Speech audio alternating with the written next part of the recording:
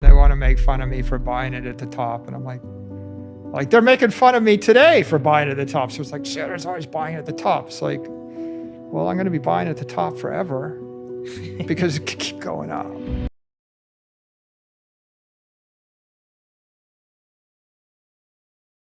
All the external people that are, gloating, thinking Bitcoin's going to zero. But we were constructed. I've lived through worse, right? I've lived through a 99% drawdown in my stock. Okay. So people, they're like, oh, you don't know what it's like in a bear market. I do. Yeah. Know what it's like to be in a bear market. If you've lived through a 99% drawdown and stayed in business, then you felt the pressure. This is nothing compared to that, right? So this is, our capital structure is such that we're mostly equity, and then the 1.7 billion of convertible debt was unsecured. So there's no margin loans, there's no mark to market, there's no collateral coverage. So it was primarily just Twitter trolling volatility. It's like there's always somebody on Twitter that wants to make fun of me for having, Bitcoin's 30,000, I bought it at 36,000, and they want to make fun of me for buying it at the top. And I'm like they're making fun of me today for buying it at the top. So it's like, Saylor's always buying at the top. It's like, well, I'm going to be buying at the top forever because it can keep going up. I remember when Bitcoin hit the all-time high at 19,000, and I went and raised $1 billion to buy Bitcoin at the all-time high of 19,000. Mm-hmm. Right?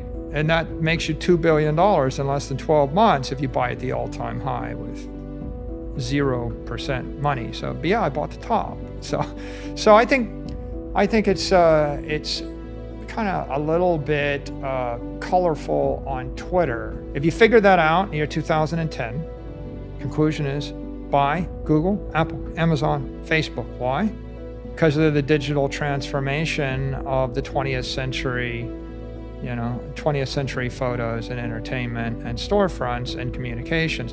And they're just going to be better, and they're going to move at the speed of light, and you're going to be able to ship a product to 1 billion people on the weekend for a nickel.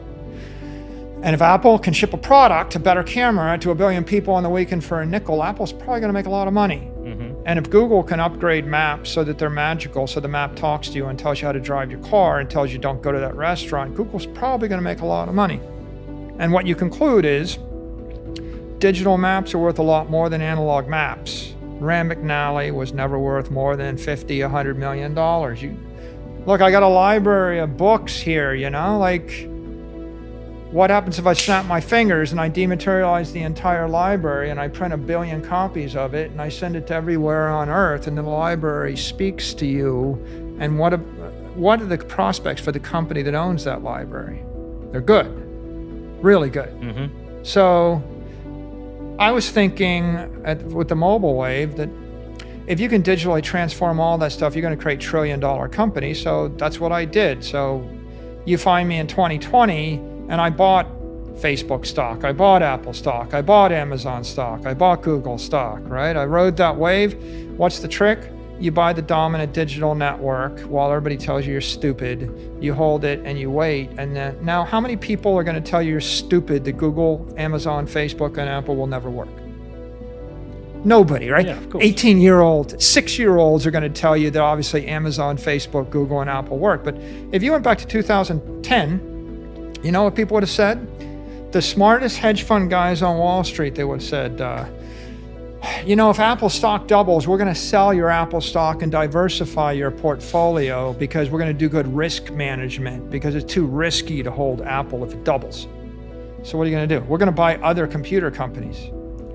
They used to say that to me, and I said, well, guys, the problem with your strategy is that if Apple is able to dematerialize all these other computers, then Apple's going to eat every other computer company, and you won't need any of the other companies. And so you're going to be selling the winner to buy the losers. And every time you diversify, you're basically converting the winner into the loser. We got to a point, Peter, where Apple made 150% of all the profit in the mobile phone business, which means that collectively every competitor lost half as much as Apple made so that they could compete against them. And so you see the fallacy of selling, of diversification. And the same has happened in retail. Amazon won, Walmart kind of kept up, and the next 2,500 retailers lost. Mm-hmm. And if you had sold Amazon to diversify, right? The world's richest man is, or Jeff Bezos is rich because he didn't sell. So we saw that play out. And now let's talk about Bitcoin, right? What is Bitcoin? Well, Bitcoin is digital transformation of gold, maybe. Maybe Bitcoin is digital transformation of property. More interesting. Bitcoin is digital transformation of money, very politically charged, ideologically charged term. People fight over what money is. And Bitcoin is digital transformation of energy. No one's got their head around that yet. But all these things are things that Google, Apple, Amazon, and Facebook did not figure out how to digitally transform. And they're so profound that people staring at them, right? The traditional Wall Streeters are like the Kodaks staring at digital photos, and they still haven't quite got their head around the implications, right? And ultimately, you want to make a lot of money on digital photos, you'll probably do it via Facebook or Instagram, more likely even than you'll do it by creating a digital camera. So I just think we're the next decade, it's just the continuation of the digital transformation of everything in the 20th century. Mark Andreessen had this phrase, software is eating the world, right? Smart people have said Bitcoin is just software eating money. But I think the problem with the phrase software is eating money is it makes it so politically, ideologically charged and controversial or confrontational that people's brain kind of cuts off and they either decide they're against or they're for, and you don't really get any further. So I think it's a lot more constructive to think of it in terms of digital transformation of property or digital transformation of energy, because those are less politically charged terms. They're not so ideological, they're more technical. It's just a technology. And you're fighting different battles.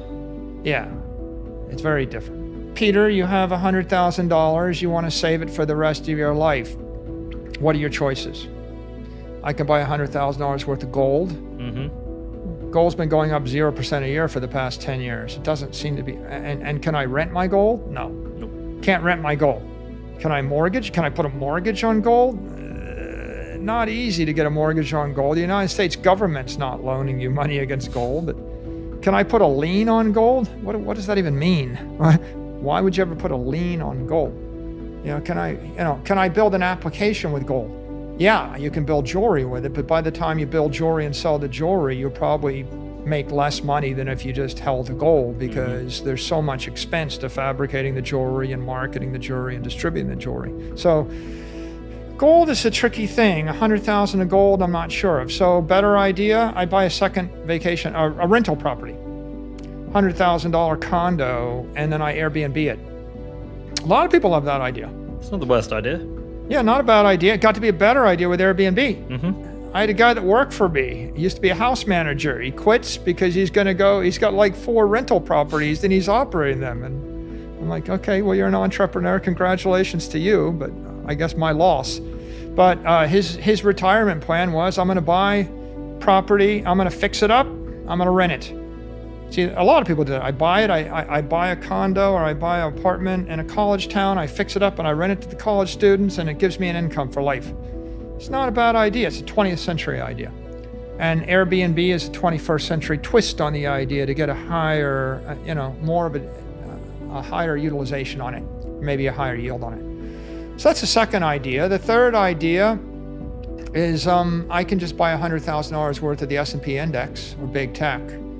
S&P's up 14% a year for a decade. Big tech's up 19% a year for a decade. Nice thing about it is it's lower headache than owning the property. On the other hand, you don't really have property rights if you own a security. The problem with securities versus property, and it's a more deep philosophical issue, but if I own a building, I have the option as the property owner to mortgage it, to sell it, to put a lien on it, and to rent it. When I say put a lien on it, I mean like maybe you sell the air rights above your parking lot for $20 million in New York City and you keep the parking lot. If I own the parking lot and you own a share in my REIT and you have 1/1000th and you're a limited partner, you don't have the right to force me to sell the air rights. And you can't force me to sell it, right? So you don't really have any governance. You can't sell it. You can't put a lien on it. You can't take a mortgage against that because you're not the property owner. You're the security owner. So when you own securities, you're a limited partner with limited rights and you have impaired rights. Property rights are better. Now, if you're a rich person, you can buy a building. Buying a building, if you're a middle-class person, I guess, and if you're willing to work on the weekends, you can buy an apartment, you fix it up yourself, but it's a lot of work, right? So securities were created to give people the ability to own something, to own an asset that was low maintenance, but you suffer from dilution of the securities because your property rights are impaired, or the general partner might issue more securities, and you have no control over that, right? So why is Bitcoin special? Because Bitcoin allows you to buy $387 worth of property. You can't buy 1/1000th of a building, but you can buy 1/1000th of a Bitcoin. And so this idea that I want to save money for 30 years and I want something better than gold, right? Property is better than gold because property you can rent. And you can mortgage and you can lien. And I want better than a security. Property is illiquid, but high quality. A security is liquid, but lower quality. Gold is this kind of, dumpy dead metal thing, which is like maybe got all the liabilities of both. But it was the best idea we had going, a bearer asset, right? A bearer monetary asset. And so I guess it's got that going for it. I could carry a bar of gold around if I could somehow get through an airport with a bar of gold. Hypothetically, theoretically, it's a bearer asset. Practically speaking, it's only a bearer asset as long as you don't have that much of it.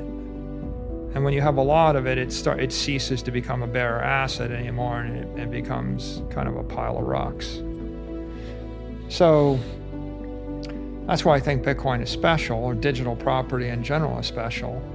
If we come back to this digital transformation, I think the thing that most people miss is that they keep getting trapped in this debate over it's a currency and the government's going to shut down the currency and it's opposite to the US dollar, and it becomes a political, patriotic, debate.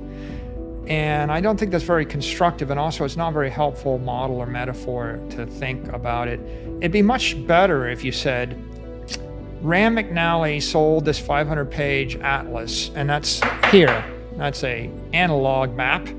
And Google sold digital map. And when Google took that analog map and scanned it, they took the weight out of it, and then they realized they could just go ahead and scan all the satellite images, and pretty soon, instead of 500 pages of maps, you had 500 million pages of maps. And then they took the weight around, and then and pretty soon, instead of 1 million copies of the map of the atlas, you had 1 billion copies. So you had 100 million pages and 1 billion copies, and it doesn't take a rocket scientist to figure out that that's a lot more map